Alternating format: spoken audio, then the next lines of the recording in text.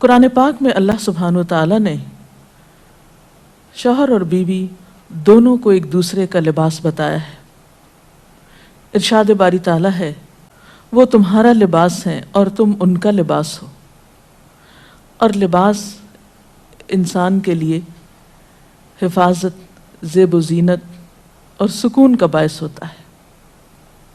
انسان اپنے لباس سے پہچانا جاتا ہے، انسان اپنے لباس کی کیئر کرتا ہے، اس کی حفاظت کرتا ہے، نگہداشت کرتا ہے، اس کے بارے میں کانشیس ہوتا ہے، اس سے غافل نہیں ہوتا، کیونکہ وہ اس کی شخصیت کو خوبصورت بناتا ہے، اور اگر لباس اچھا نہیں تو شخصیت داغدار ہو جاتی ہے۔ تو جس طرح لباس اور جسم کا باہم تعلق ہے، ایک مضبوط تعلق، قریبی تعلق، اسی طرح شوہر اور بیوی کا بھی باہم ایک مضبوط قریبی تعلق ہوتا ہے۔ اس لیے دونوں جب تک ایک دوسرے کے حقوق ادا نہ کریں، دونوں ایک دوسرے کا خیال نہ رکھیں، تو کوئی بھی خوشگوار خاندان جنم نہیں لے سکتا۔ شوہر کو یہ تلقین کی گئی کہ وہ بیوی کے ساتھ اچھا سلوک کرے۔ قرآن پاک میں اللہ تعالیٰ فرماتے ہیں، اور ان عورتوں کے ساتھ معروف طریقے سے، بھلے طریقے سے زندگی بسر کرو۔ حجۃ الوداع کے موقع پر نبی صلی اللہ علیہ وسلم نے مردوں کو تلقین کرتے ہوئے فرمایا، لوگو سنو، عورتوں کے ساتھ اچھے سلوک سے پیش آؤ، کیونکہ وہ تمہارے پاس قیدیوں کی طرح ہیں۔ تمہیں ان کے ساتھ سختی کرنے کا کوئی حق نہیں، سوائے اس صورت کے جب ان کی طرف سے کھلی ہوئی نافرمانی سامنے آئے۔ اسی طرح آپ نے اپنے اس خطبے میں یہ بھی فرمایا کہ دیکھو سنو، تمہارے کچھ حقوق تمہاری بیویوں پر ہیں، اور تمہاری بیویوں کے کچھ حقوق تم پر ہیں۔ تمہارا حق ان پر یہ ہے کہ وہ تمہارے بستروں کو ان لوگوں سے نہ روندوائیں جن کو تم ناپسند کرتے ہو، اور تمہارے گھروں میں ایسے لوگوں کو نہ آنے دیں جن کا آنا تمہیں ناگوار ہو، اور سنو، ان کا تم پر یہ حق ہے کہ تم انہیں اچھا کھلاؤ اور اچھا پہناؤ۔ اسی طرح اسلام شوہر کو یہ حکم بھی دیتا ہے کہ وہ بیوی کے ساتھ خوش گمان رہے، کہ قرآن پاک میں اللہ سبحانہ و تعالیٰ تنقین فرماتے ہیں کہ اگر وہ تمہیں کسی وجہ سے ناپسند بھی ہوں، تو ہو سکتا ہے کہ ایک چیز تمہیں پسند نہ ہو، مگر اللہ تعالیٰ نے اسی میں تمہارے لیے بہت کچھ بھلائی بنا رکھی ہو۔ اس مفہوم کو آپ صلی اللہ علیہ وسلم نے ایک حدیث میں یوں بیان کیا ہے کہ کوئی مومن اپنی مومنہ بیوی سے نفرت نہ کرے۔ اگر بیوی کی کوئی عادت اس کو پسند نہیں تو ہو سکتا ہے کوئی دوسری خصلت اس کو پسند آ جائے۔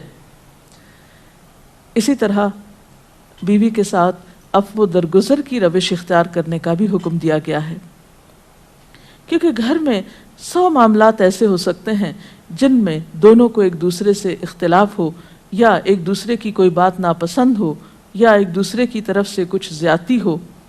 تو ایسی صورت میں جب تک معاف کرنے کی روش پر عمل نہ کیا جائے، بہتری نہیں ہو سکتی، کیونکہ انسان تو خطا کا پتلا ہے، غلطی تو اس سے ہوگی، اور ایک اچھا گھرانہ معاف کیے بغیر ایک دوسرے کو وجود میں آ ہی نہیں سکتا۔ نبی صلی اللہ علیہ وسلم نے خاص طور پر عورت کے ساتھ اچھے سلوک کی تلقین کرتے ہوئے فرمایا، عورتوں کے ساتھ اچھا سلوک کرو، عورت پسلی سے پیدا کی گئی ہے، اور پسلیوں میں سب سے زیادہ اوپر کا حصہ ٹیڑھا ہے، اس کو سیدھا کرو گے تو ٹوٹ جائے گی، چھوڑ دو گے تو ٹیڑھی رہے گی، بس عورتوں کے ساتھ اچھا سلوک کرو۔ اس میں عورت کی فطرت کو بتایا گیا ہے کہ اس کے اندر ایک خاص طرح کے جذبات اللہ تعالیٰ نے پیدا کیے ہیں۔ مرد عموماً زیادہ عقل سے کام لیتے ہیں، جبکہ عورت جذبات سے کام لیتی ہے۔ تو مرد اپنی سوچ کے مطابق عورت سے معاملہ نہ کرے، بلکہ عورت کی پوزیشن کو دیکھتے ہوئے، اس کے جذبات کو دیکھتے ہوئے اس سے معاملہ کرے اور حسن سلوک کرے، تو خاندانی زندگی زیادہ خوشگوار ہو سکتی ہے۔ پھر اسی طرح بیوی کے ساتھ خوش اخلاقی کا برتاؤ کرنے کا حکم دیا گیا۔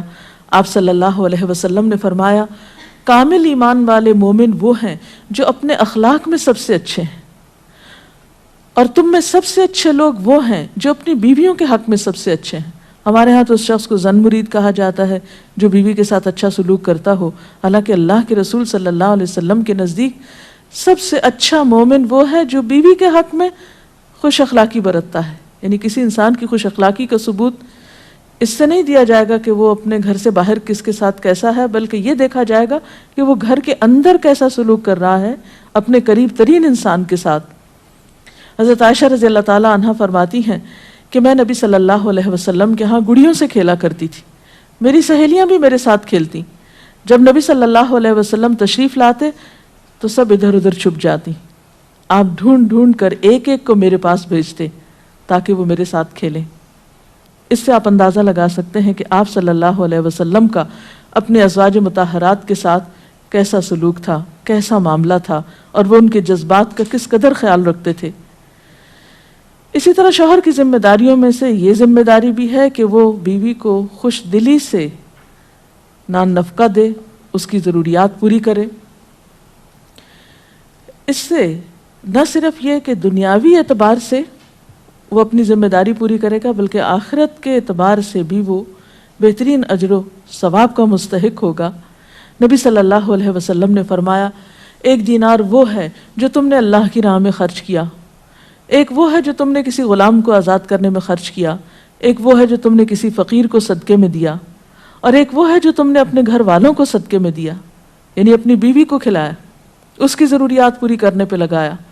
ان میں سب سے زیادہ اجر و ثواب اس دینار کے خرچ کرنے کا ہے جو تم نے اپنے گھر والوں پہ خرچ کیا.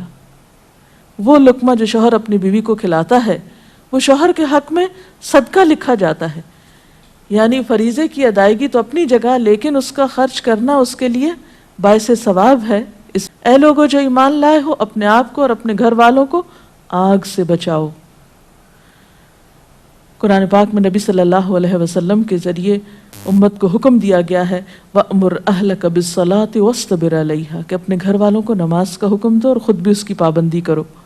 پہلی ذمہ داری یہ کہ بیوی خوشی کے ساتھ شوہر کی اطاعت کرے. قرآن پاک میں نیک عورتوں کی صفت یہ بتائی گئی ہے، نیک عورتیں فرما بردار ہوتی ہیں، ایک طرف اللہ کی اطاعت گزار اور دوسری طرف شوہر کی اطاعت گزار. شوہر کی اطاعت کے بارے میں ایک حدیث میں آتا ہے، آپ صلی اللہ علیہ وسلم نے فرمایا، دو قسم کے لوگ ایسے ہیں کہ جن کی نمازیں ان کے سروں سے اوپر نہیں جاتی. ایک وہ غلام جو اپنے آقا سے بھاگ جائے جب تک کہ واپس نہ آئے، اور دوسرے وہ بیوی جو اپنے شوہر کی نافرمانی کرے جب تک کہ نافرمانی سے باز نہ آ جائے. یہاں تک حکم ہے کہ بیوی شوہر کے معاملے میں کسی دوسرے کی بات نہ مانے. یعنی شادی کے بعد ایک عورت جب شوہر کے گھر چلی جاتی ہے تو پھر شوہر کا حق سب سے بڑا ہو جاتا ہے.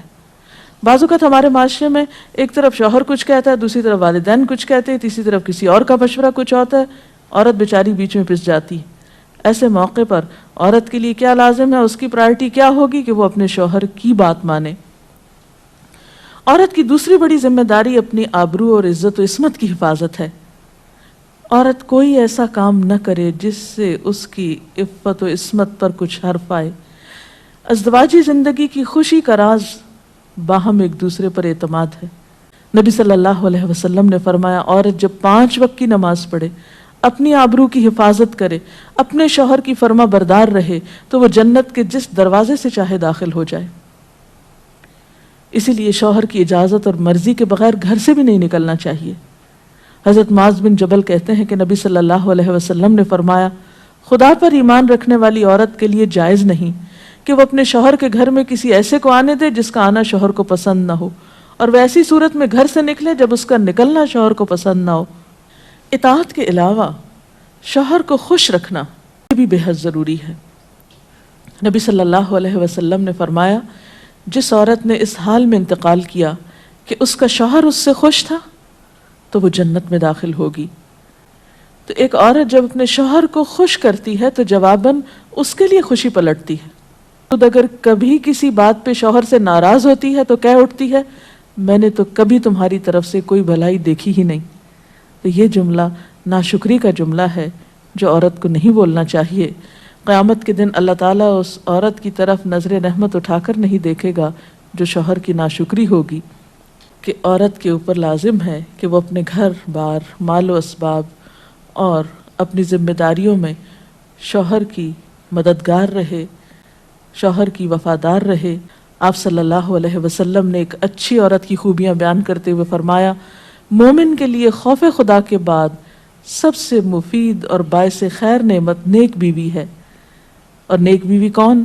جب وہ شوہر اسے کسی کام کے لیے کہے تو خوشی سے کر دے، جب اس پہ نگاہ ڈالے تو اسے خوش کر دے، جب اس کے بھروسے پہ قسم کھائے تو وہ اس کی قسم پوری کر دے، جب وہ کہیں چلا جائے تو اس کے پیچھے اپنی عزت و آبرو کی حفاظت کرے، اور شوہر کے مال و اسباب کی اور ان سب چیزوں کی نگرانی میں شوہر کی خیر خواہ اور وفادار رہے، اور اس کے ساتھ ساتھ اپنی صفائی، زیبائش اور سلیقہ مندی کا بھی ثبوت دے۔